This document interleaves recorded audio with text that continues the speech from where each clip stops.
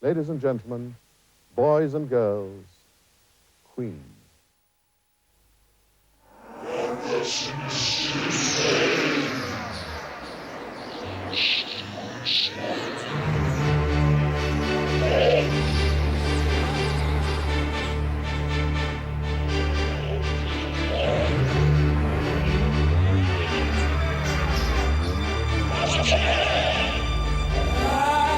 The thing about Queen is that they're really normal.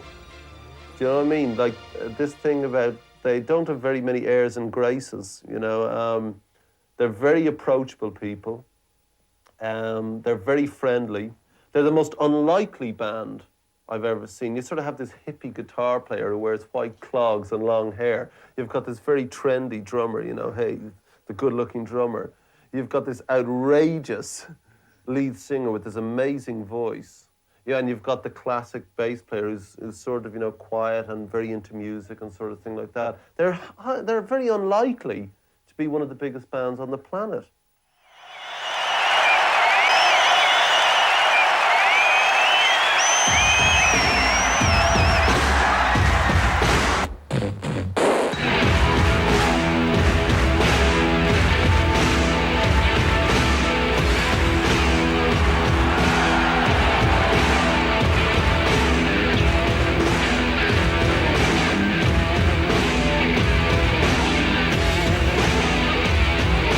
Flash.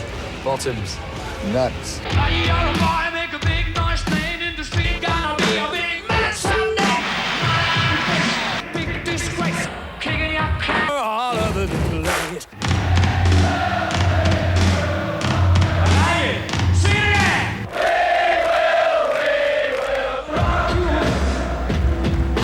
Graduates. Futuristic. Piss artists.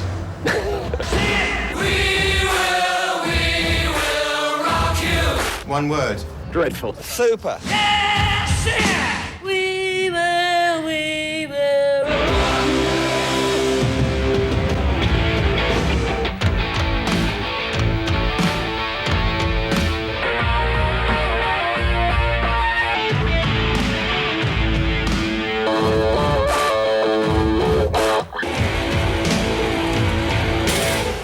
Very talented, very good. Wonderful.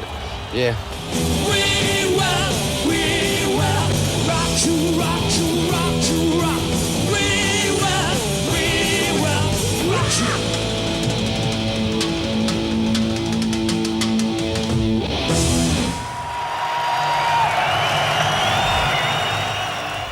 Queen.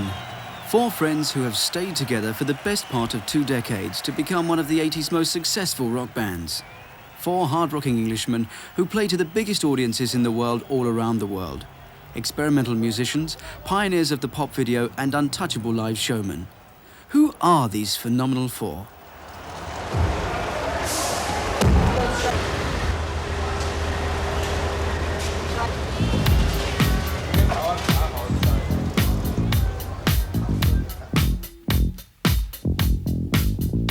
John Deacon was the first person in the group that made contact with me, in fact. He phoned up one day and just said, I hear you're a big fan of Queen. If you ever want to come to a concert sometime, I'd like you to come.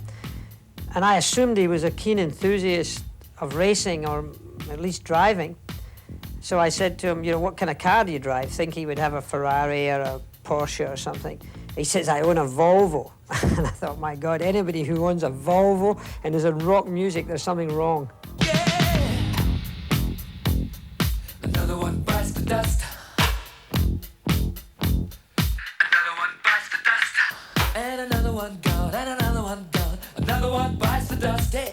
When I was a tape op, all I'd do was really just make tea and look after them and make sure the engineer and the producer were okay. Then I'd walk in and say, now who'd like a cup of tea and who'd like a cup of coffee? And I'd go around all the band and I'd get to Brian and he'd say, now, how many teas are you making? I'd say, well, 3 teas. How many coffees are you making? 3 coffees, Brian. Oh, so you're making the same amount. So, would it match if I had a coffee? No, I'll have a tea. Now, which is the easiest to make for you?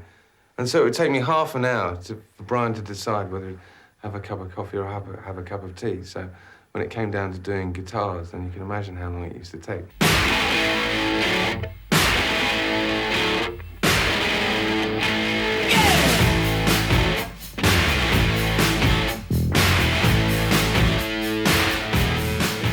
Well, I see the hair's going. I'm very pleased with that.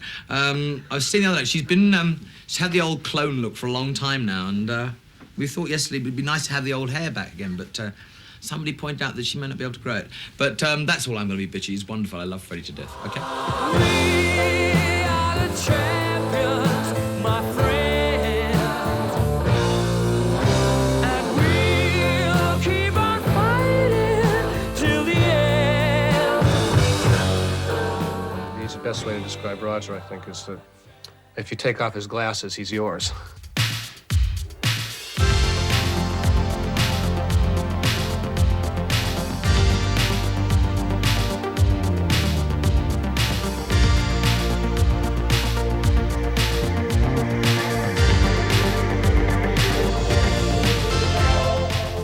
He was always beating the living daylights out of a drum. He had this great fetish desire to be a pop star. I believe he made it as well, for that matter.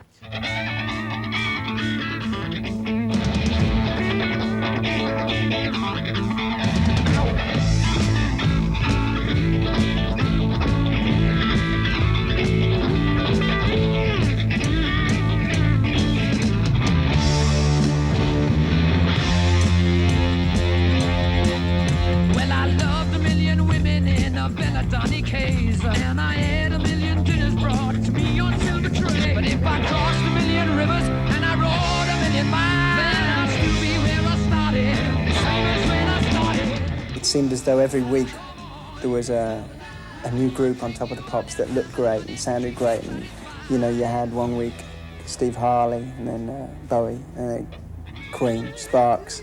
No, so it wasn't stupid to me because it was part of, you know, the Zandra Rhodes clothes and stuff were part of what was going on. I mean, somebody around the corner was doing something equally as silly or outrageous.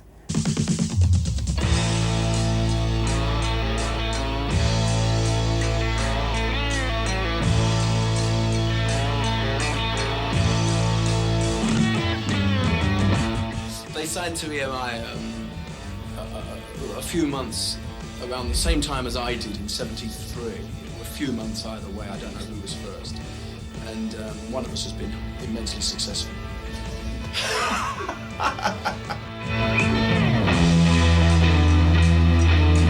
They were a support act on a tour with a band called Mott the Hoople. And I remember thinking, what a bunch of tossers, they'll never make it. I was wrong. Queen. Well, yes, although actually, of course, in the last sort of 10 years or so, I mean, it hasn't meant so much. But I remember when they first appeared on the scene, there were all kinds of suggestions that they were all sort of homosexual or something, which, of course, they're not.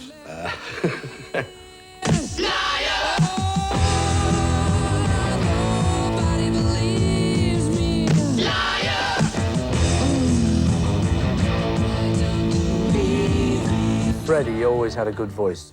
That's always been the anchor of that group, I think. And Brian's a good guitar player as well. You know, they've had musical skill.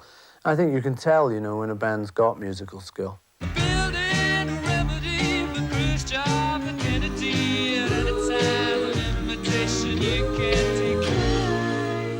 In late '74, Killer Queen stormed up the charts to #2, giving the band their first major hit. She's a killer queen, gunpowder gelatine, dynamite with a laser beam, guaranteed to blow your mind. Ooh, recommended at the price, insatiable and appetite. Appropriately enough, in the year of lightweight Bay City roller pop, it was held off the #1 spot by David Essex. I first saw him on Top of the Pops with whatever it was, Killer Queen, and I thought they were brilliant. And I thought, hello, mate. Little fella, over here. On telly. All right, I thought, yeah, they had potential. The ugly one, what's his name? Who sings? Keep yourself alive. Yeah. Keep yourself alive. We'll take you all your time and the money to make you survive.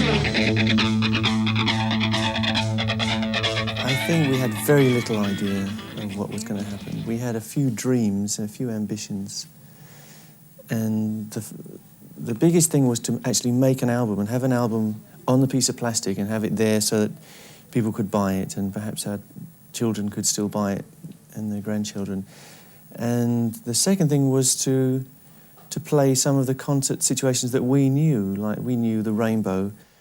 And when we had achieved those aims, I think everything was new from that point on. I can't remember really realising where we were going, except that we were kind of going up. And it seemed like the world was endlessly new, you know. It seemed like we can always get bigger and better and more exciting.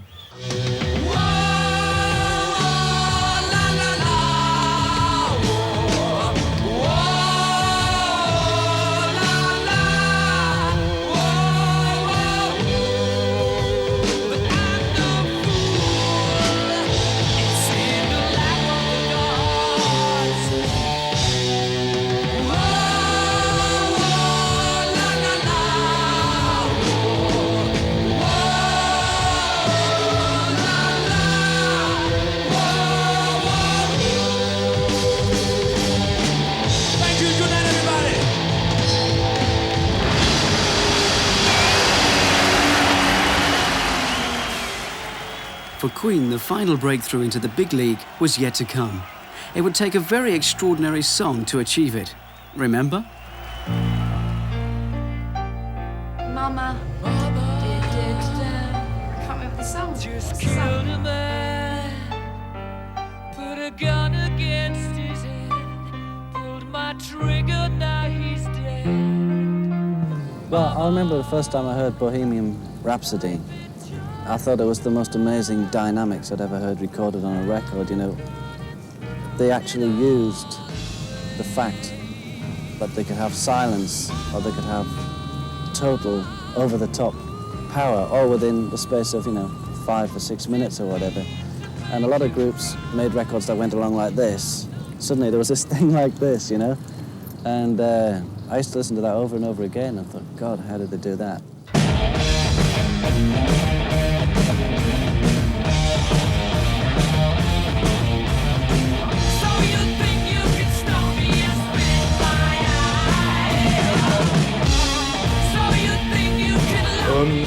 We phoned up the record company and said to the record company, well, we've got the single, it's ready to be heard.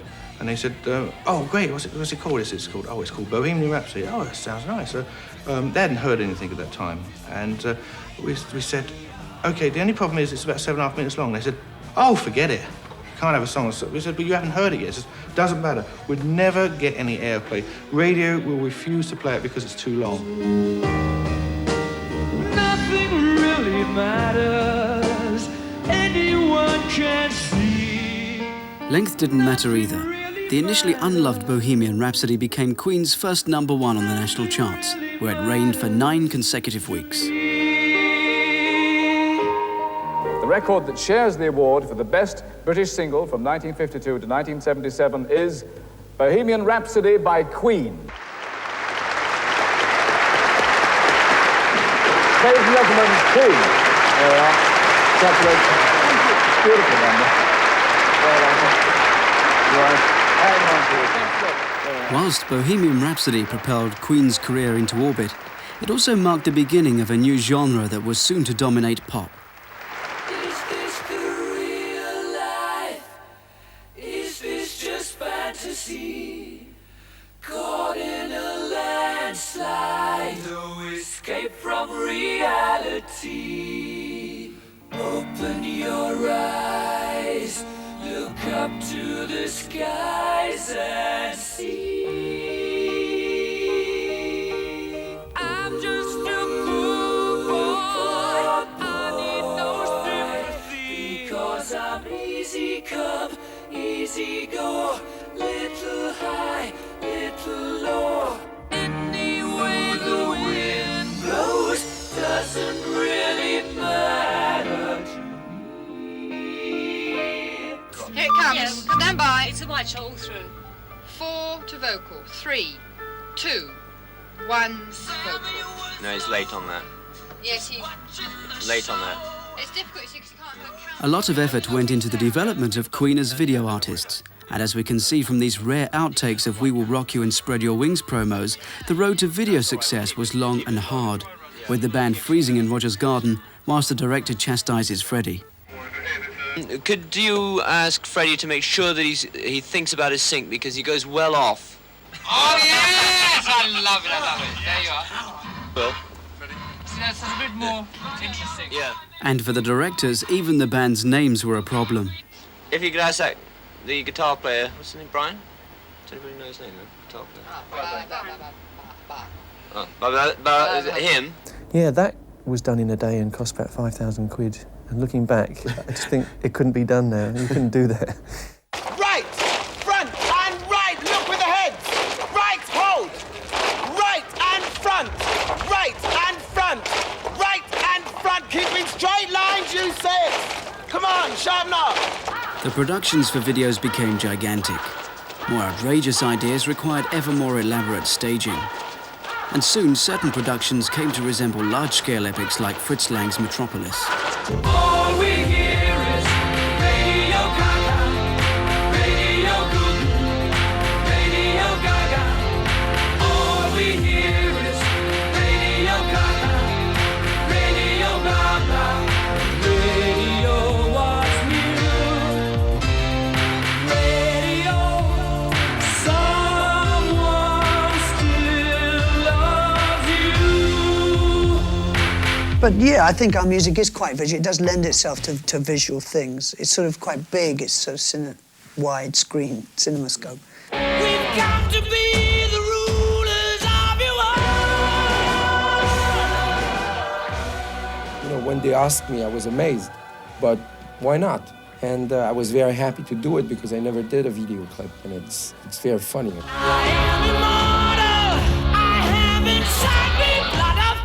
And he really enjoyed it because he's a frustrated rock and roller at heart anyway, I think.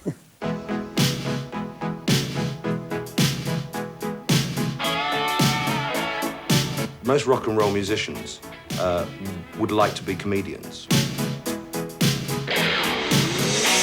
And of course, most comedians want to be rock and roll musicians. I think perhaps we should come to some arrangement whereby we all sort of swap over.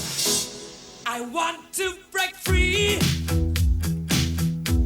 I was dying to dress up in drag, doesn't everybody? But it was just one of those things. In fact, it wasn't my idea at all. I'm sure everybody thinks it's my idea being outrageous. Roger's, wasn't it? It was. I mean, it came from Roger, and I was. And everybody thinks, I bet. In fact, they asked me, so how did you get the other three to get into it? In fact, they ran into their frocks quicker than anything. God knows I want to break free. Are you a Queen fan? Her Majesty. Do you know her? Oh, I met her twice. She gave me a little badge, you know. Says I don't have to pay taxes. No, the rock group. Oh, the rock band Queen. Do you know them? Yes, I know them, but never liked them. Me either. Pity. Hold this, dear. Looks like something's coming our way. Ha-ha! For this, I like them a lot. she likes them a lot. And for this, what a great gang of guys!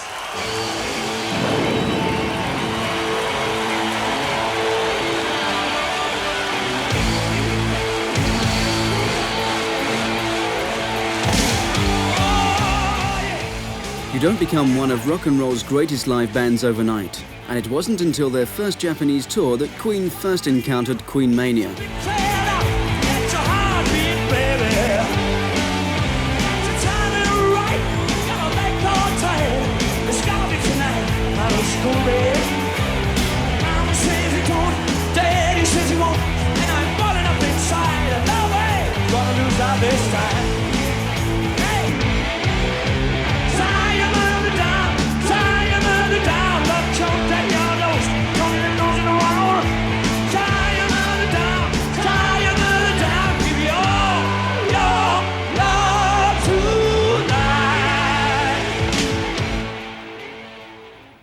It was quite early on in our career. We hadn't really had much success in England and nothing at all anywhere else in Europe or America.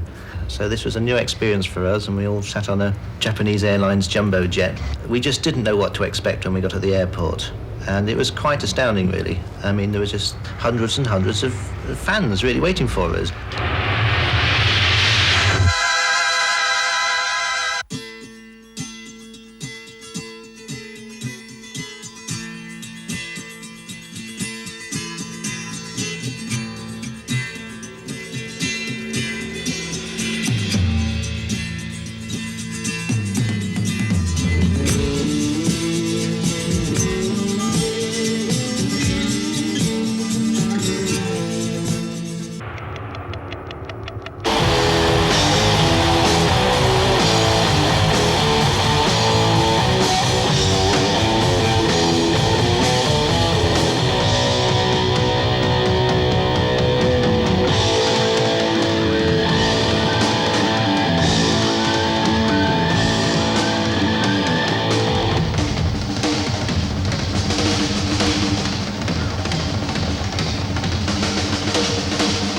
Hello, boys and girls. This is Brian from Queen here. I'd like to say thank you very much. For being so great. And from me and the boys, thanks for the presents. Sayonara. It wasn't until the following year that Queen received similar recognition at home. In 1976, Queen played a free concert in London's Hyde Park. Thank you very much. Good evening, everybody. Welcome to our picnic by the Serpentine. Cheers, everybody, and keep yourself alive. All right.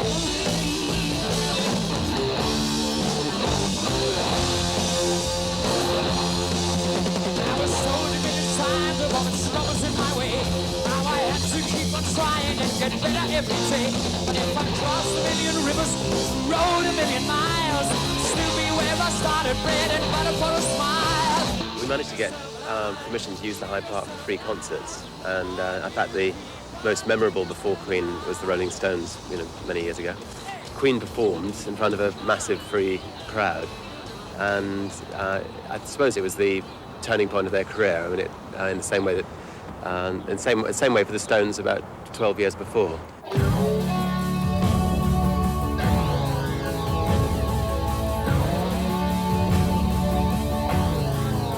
Though Queen had previously supported Mott the Hoople in America and headlined in 1976, it wasn't until their 1977 headlining tour that North America was finally conquered.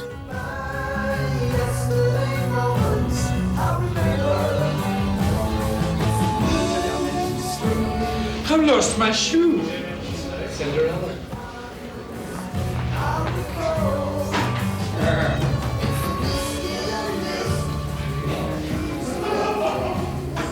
Darling, get my trousers, I'll still see my legs.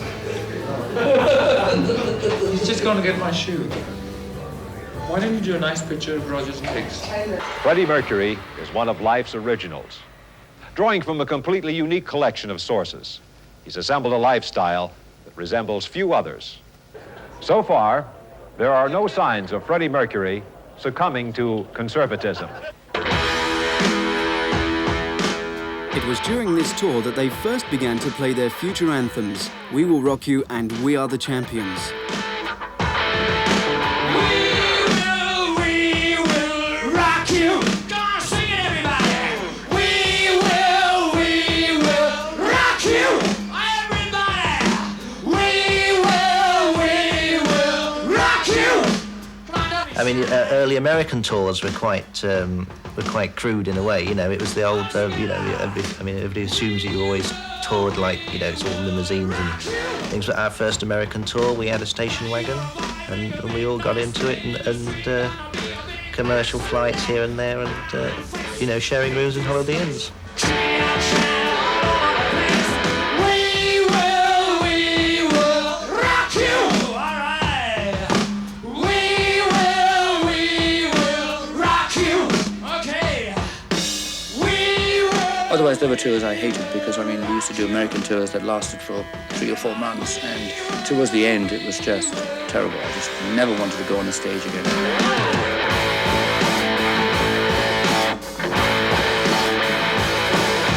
Bonsoir, Paris. Ça va bien? Are you ready to rock? Are you ready to roll? Okay, let's do it.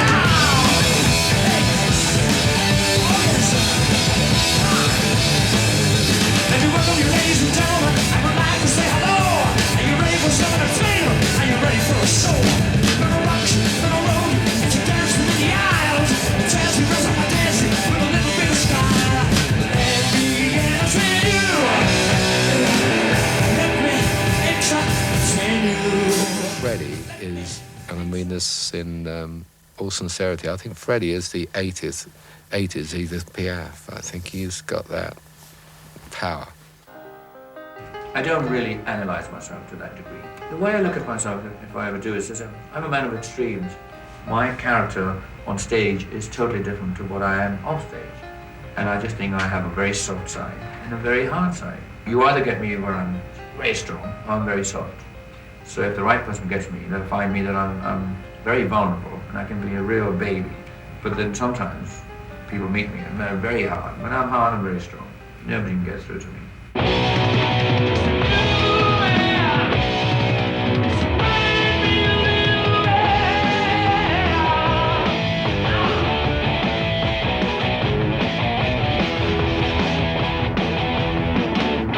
I think he sings a little bit higher than I do. I think he's a bit sweeter than me, anyway. And he's much prettier.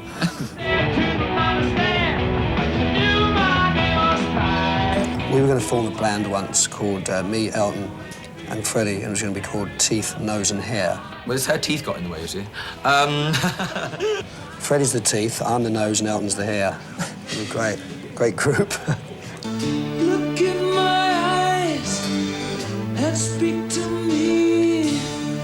Those special promises I long to hear. Las palabras de amor. He's a good bass player, but he should use a heavier bass.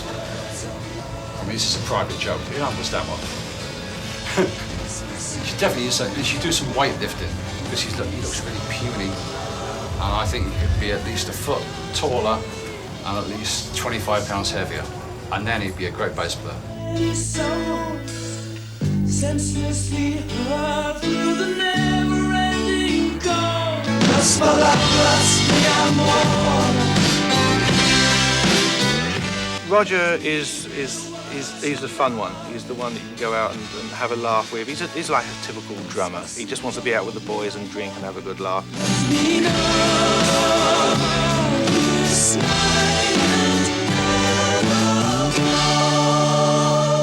Freddie Mercury was the most populous, following Brian, Roger Taylor and John Deacon. I think that's a pity for John because he's got 4 children. What he was trying to say is, ladies and gentlemen, here is Queen.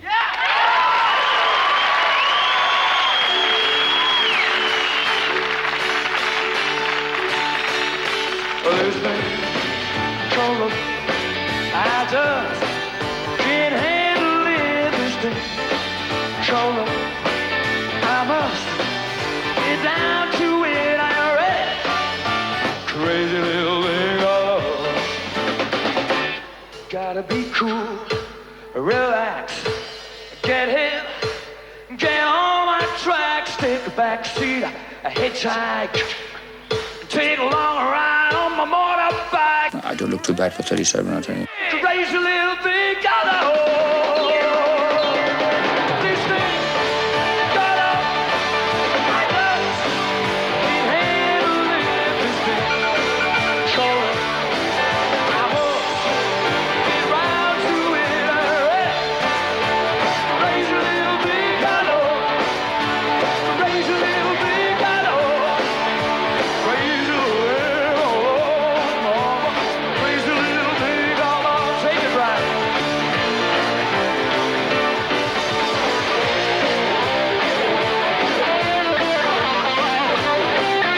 He's the governor, you know. He's the best pop type oriented guitar player there is, really.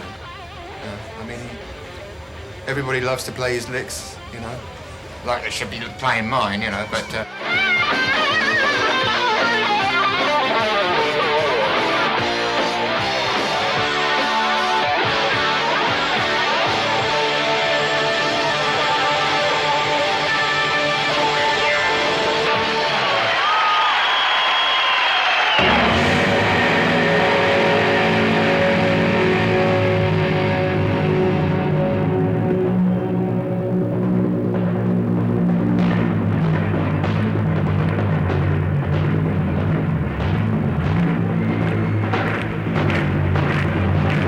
1981 marked the beginning of Queen's love affair with the South American continent.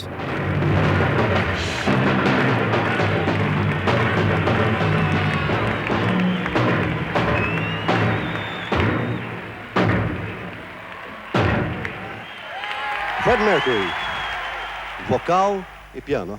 Hi, Fred. Sit on my lap. Fred, vamos ver como é que ele se sente cantando e tocando para uma assistência de 200 mil espectadores. Fred, how do you feel playing and singing before 200,000 people? Haven't done it yet.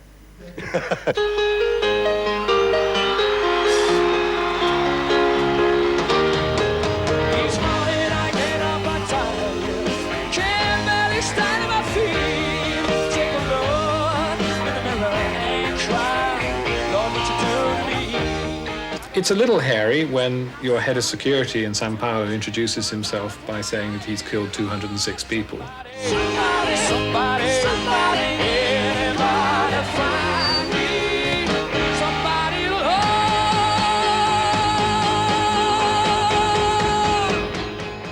And we were very worried about getting the gear out because we had an enormous amount of gear, and we'd already been offered Earth, Wind and Fire's gear, which had been seized from a year before, so we were well aware that goodness knows what might happen to our own equipment.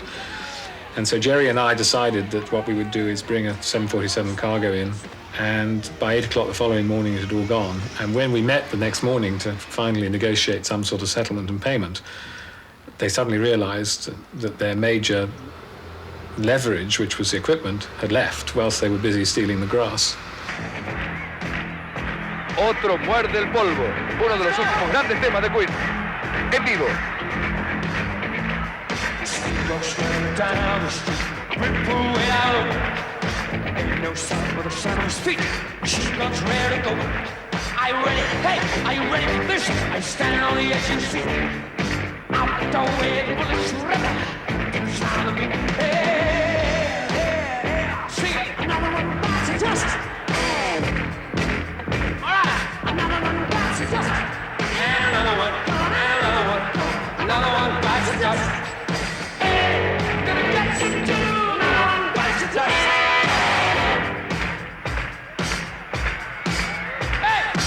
Sometimes you're surprised. You know, we went to Argentina and we thought, well, here we're going to be a curiosity. I mean, maybe they have some records, but they don't really know who we are.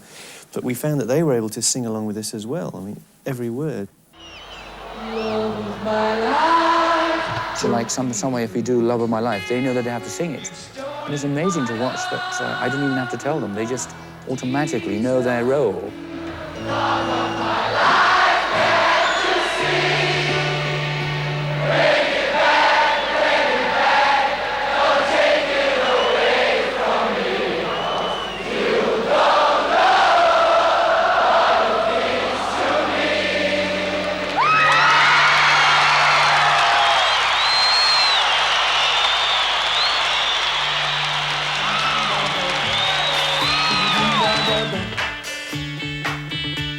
In Montreux, Queen recorded their first and only collaboration with a fellow rock and roller, rejuvenating the pop duet tradition. Don't forget Bing Crosby. All right, forget Bing Crosby. Okay. Pressure, pushing down on me, pressing down on you, no matter what. Under pressure. And these things happen, you know, suddenly you're writing something together, and it was totally spontaneous, and it certainly wasn't planned. It was peculiar. Eat it up, that's okay, it's the terror of knowing this world is about watching something grand scream, let me out, break tomorrow, is the higher, the 私がクイーンと長くそう10年以上も仕事を一緒にやってこれたのはこの浮き沈みの激しい世界の中にあってとっても幸せだったと思います。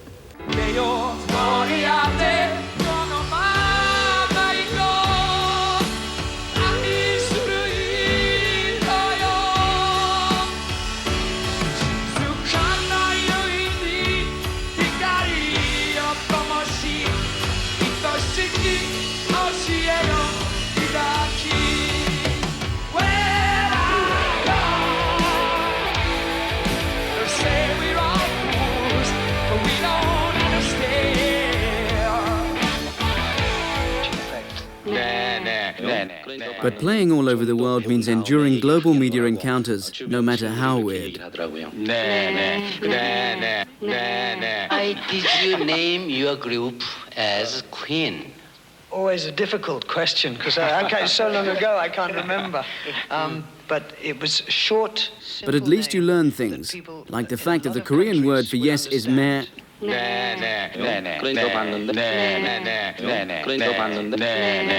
Upcoming is the British Eurovision Violence Contest. And here, ladies and gentlemen, may I introduce to you Freddie. Good start. Mercury, ladies and gentlemen. Do your stuff, Fred.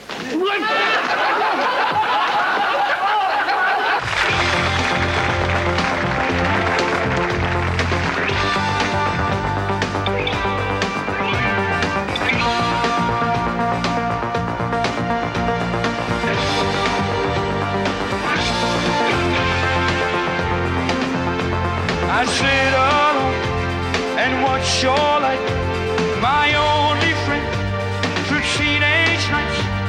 And everything I had to know, I heard it on my radio.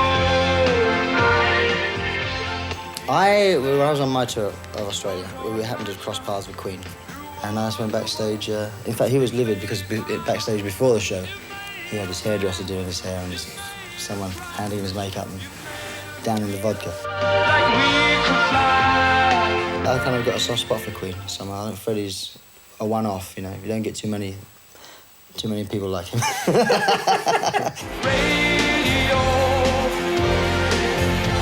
I traced them all the way down to some, I can't remember where it was some tiny little beach or some little small seaside resort they were staying at, or Jim was staying at.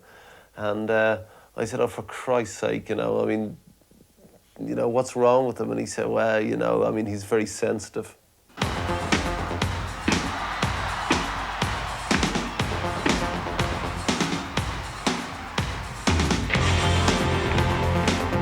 And then when they did do Live Aid, they were absolutely, I think, the best band of the day.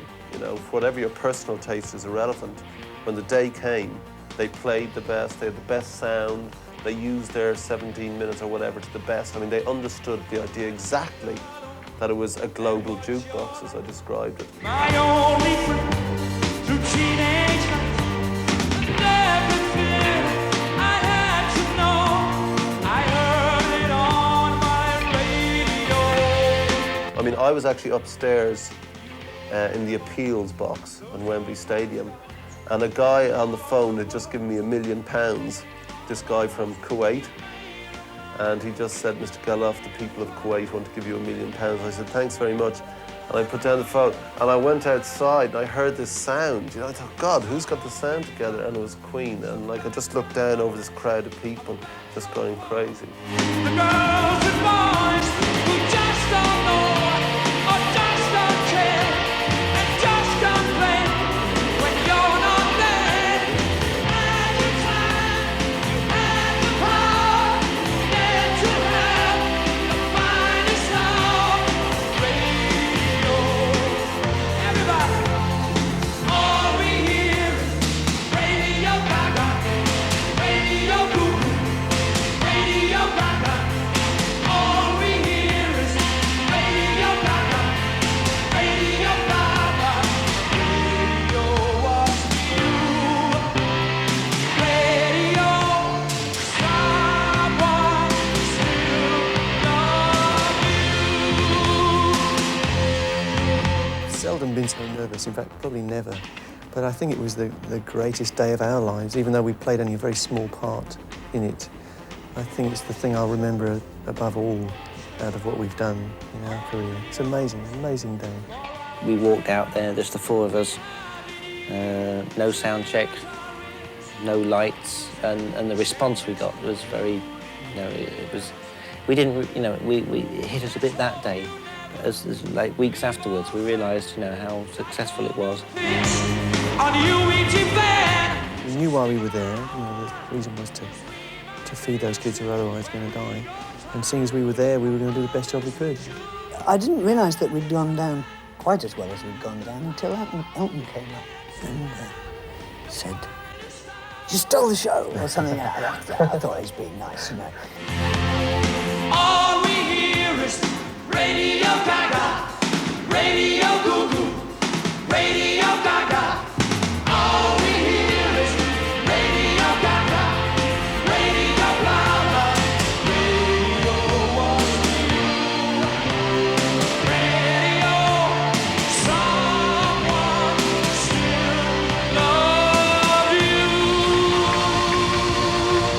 Live Aid did for us was give us confidence back, because we were sort of feeling a bit, I don't know if trapped is the right word, but we felt we were on this sleigh ride and what was going to come next. And we'd actually said, OK, we don't want to do anything for a while.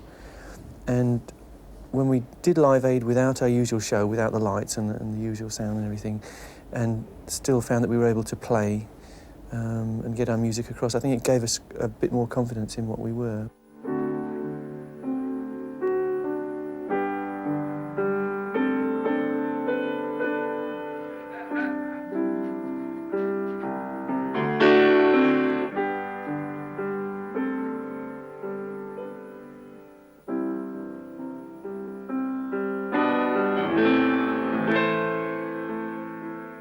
One person comes up with a basic song idea, and then everybody else tries to change it. All right, okay, done.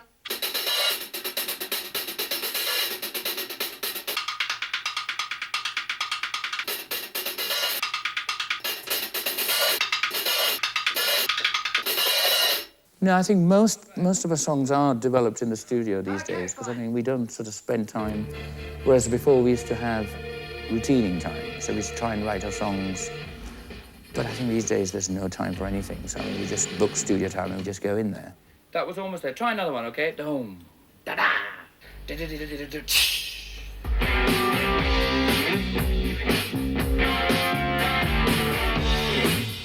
The heavy side is like a release of emotion. Plus, I just like the sound of it. I like the noise. You know, part of what I like about rock music is just the sound and the feeling about it.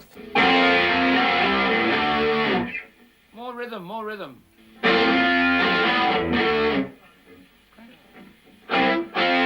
Can you do one that goes da da ba ba?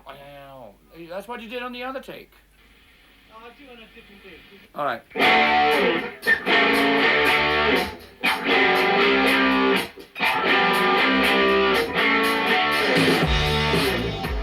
In the early days, it was Brian and Freddie who really used to write most of the material, and Roger and I have started to contribute more. And the fact that we've all had hit singles, I mean, that's really been quite a balancing factor. God works in mysterious ways.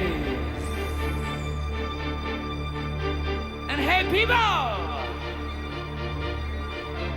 around the world, I look forward to those glorious days once again. It still doesn't scan. No, sing it. Okay, sing it. One true vision. You missed out on whole thing. One man, one goal, one true religion. One voice, one goal, one last decision. Yeah, yeah, yeah, yeah, yeah, yeah. Chicken feed, babe. One path, one road, one king, one politician. We expect everybody shows up to record and lay down a song and be serious about it and have the fun afterwards. But you go in the studio and as it turns out, you get a small little note saying, I've gone to Bali. And you wonder whether that's serious, but it is actually serious. And then somebody else rushes in and says, Christ, if the four-letter word has gone to Bali, I go skiing. And there you are.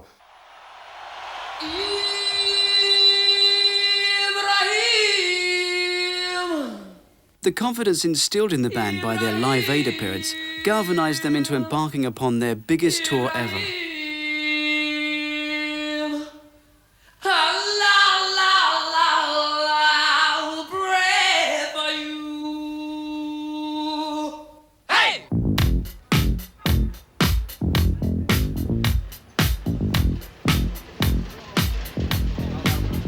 Life on the road with Queen means 6 months of planning, an 80-page instruction booklet, 13 trucks carrying 100 tons of technical hardware, 19 limousines, and a road crew of 40 people.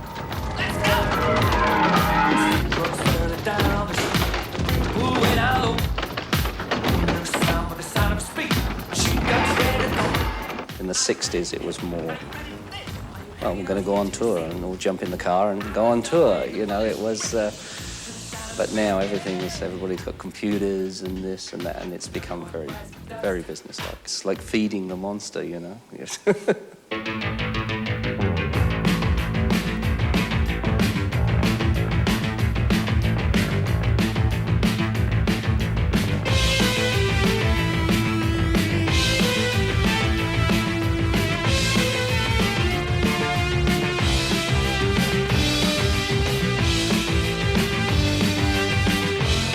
Who are the people who packed out Wembley Stadium 2 nights running?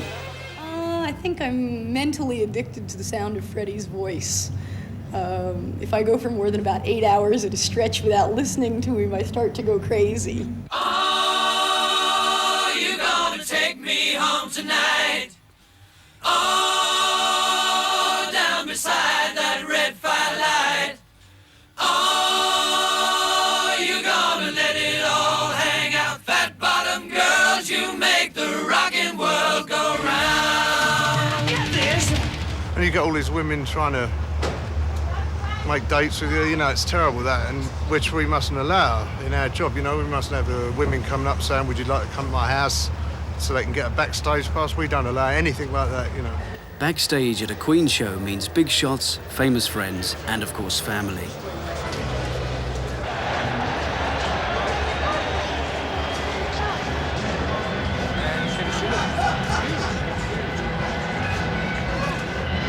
Not mine, but very beautiful. Did it?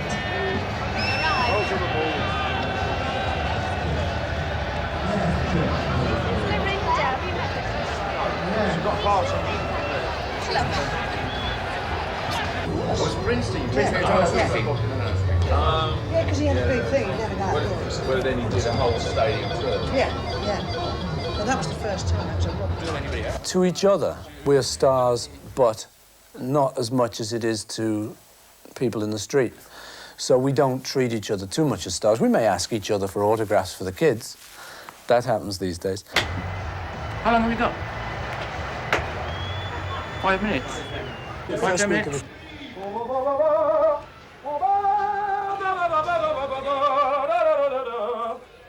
If I didn't do this, I don't have anything to do, you know. I can't cook. I'm not very good at being a housewife. Ready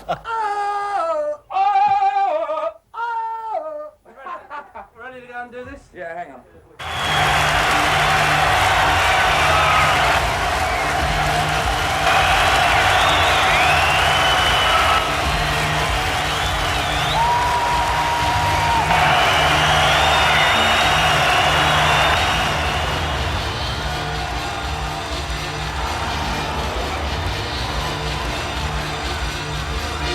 Poor old ladies are still rocking away.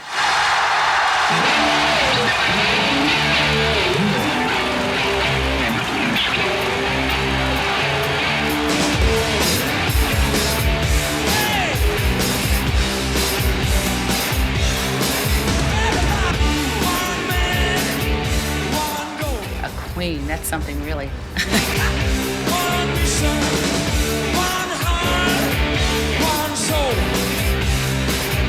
I think, you know, Freddie as a frontman, you know, I've observed them, and, you know, every vocalist, like, you know, picks up things of every other frontman. And yes, I have stolen little things, I admit it. One flesh, one bone, one true religion. One voice, one hope, one real decision. Whoa, whoa, whoa, whoa, whoa, whoa, give me one vision. The proof is in the pudding, isn't it? I mean, how long has Kiss, listen to me, has Queen been around? For Kiss, Queens, it's all the same thing.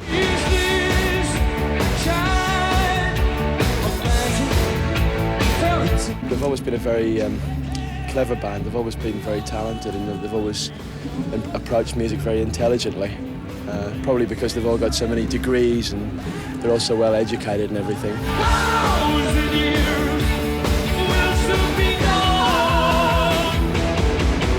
I like Freddie's. I like his music, but he doesn't turn me on. To me, they fall into the same category as the Stones. They are totally recognizable, 100%. As soon as you hear a Queen record, you know it's a Queen record. I really can't compare, you know, a group of musicians on that level, because it's a matter of the media, really, and how you're perceived, you know. I mean, I'm not really Keith Richards. Oh, Freddie would be very pleased about being called the next Mick Jagger. I don't think he'd really like that.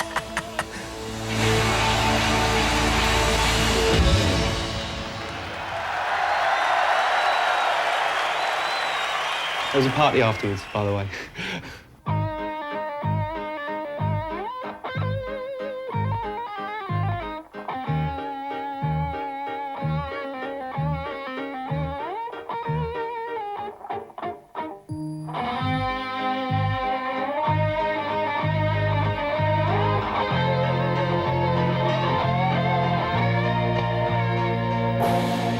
Like this post-Wembley rave up at the Roof Gardens, Queen parties are extravagant events with extravagant guests. Freddie Mercury just does things with a mic. If it is a woman who did things with a mic like that, they'd ban her. They'd say this is sexist. I'm just a musical prostitute, my dear.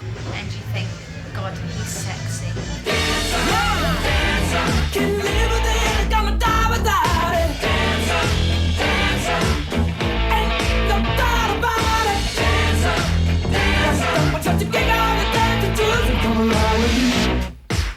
I like that Freddie, but he was not a queen, though, but I like him. I don't want to talk about it.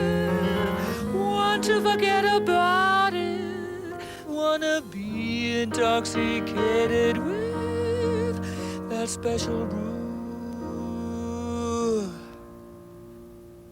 So come and get me. Let me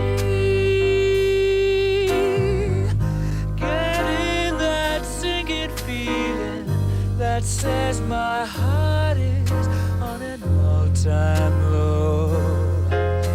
So don't expect me. The longer the day goes, the more I feel exhaustion. But Queen keeps my spirit young, so I can suffer with my body quite well. Melancholy. If I had to do this every day, forget it.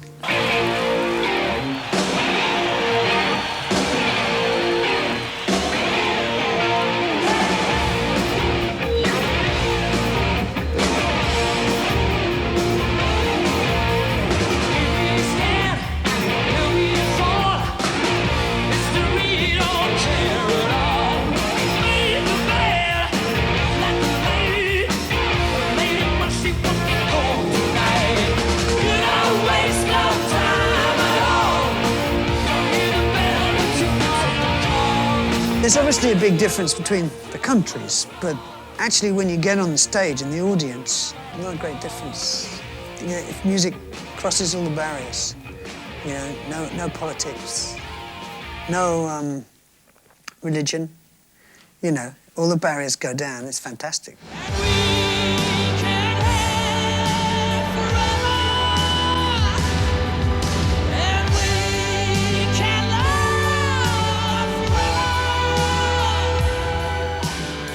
It seems like a long time since we began, yeah. It seems unimaginable what's happened.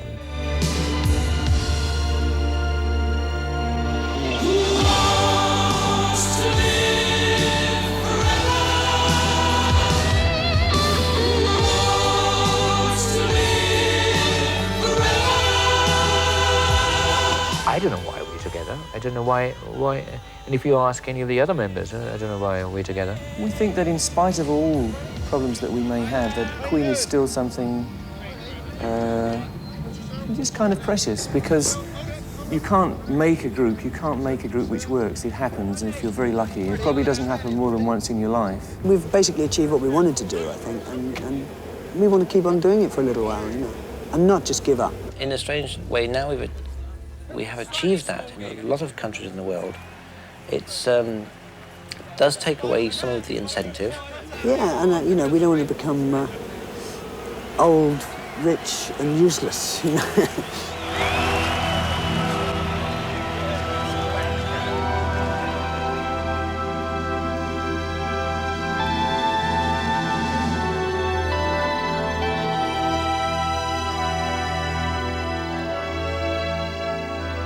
They've not been there as long as the Stones and the Who and bands like that. So those legends were sort of built in the 60s. They came in the second echelon, and maybe their legendary status hasn't been reached yet. But I'm sure when the great rock and roll book is written at the turn of the century, they will be up there with the legends.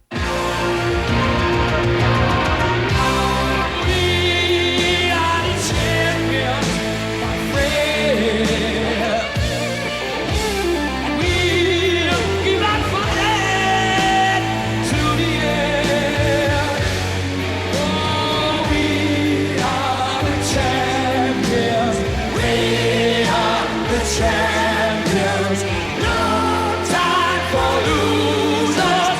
We are champions of the world. Are the champions, my friends. We'll be back fighting to the end. We are the champions. We are the champions, no time for losers. We are the champions of the world.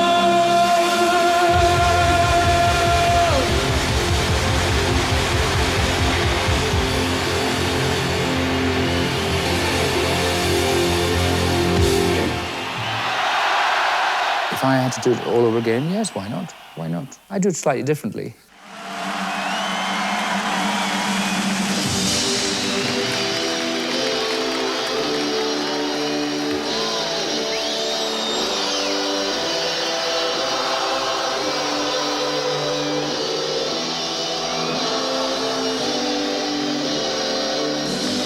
King Mercury. Long may she reign.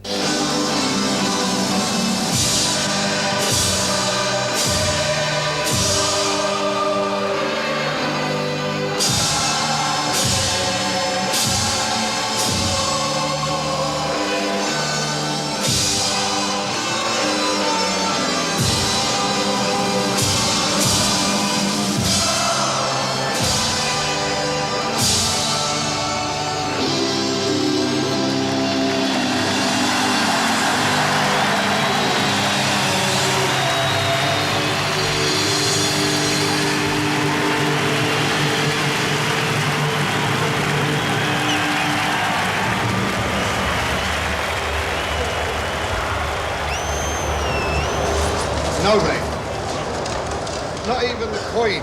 Not even President Reagan. Nobody. And not even the Prime Minister of Yugoslavia.